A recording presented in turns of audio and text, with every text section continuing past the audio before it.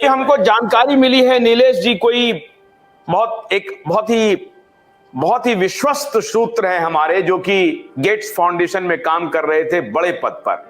उन्होंने इस्तीफा दे दिया ये जो कुकर्म का जो दौर था उसमें उन्होंने इस्तीफा दिया, और उन्होंने फर्स्ट हैंड इंफॉर्मेशन दिया है मुझे, फर्स्ट हैंड। आधार पूनावाला कान खोल के सुनो, फर्स्ट हैंड इंफॉर्मेशन।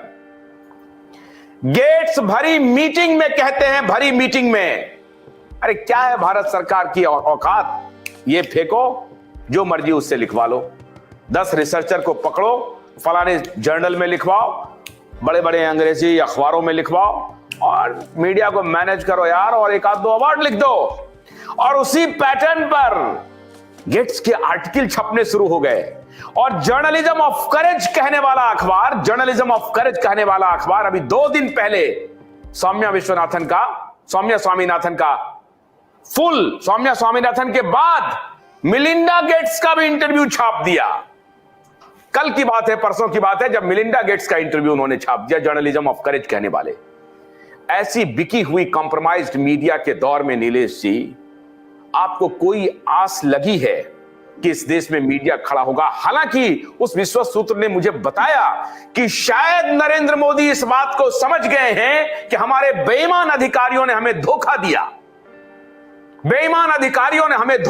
हमें डार्क में रखा है। ये नरेंद्र मोदी शायद अब इस बात को समझ रहे हैं, जब ये देख रहे हैं कि सड़कों पर जो मौतें हो रही हैं और उनकी रिपोर्ट जो उनके पास जा रही है, तो उस व्यक्ति ने मुझे कहा कि नरेंद्र मोदी शायद इस बात को समझ गए हैं और हो सकता है कि उनके खिलाफ कार्रवाई हो। अब मेरा सवाल यह है नीलेश जी कि अपोजिशन कहां बैठा था?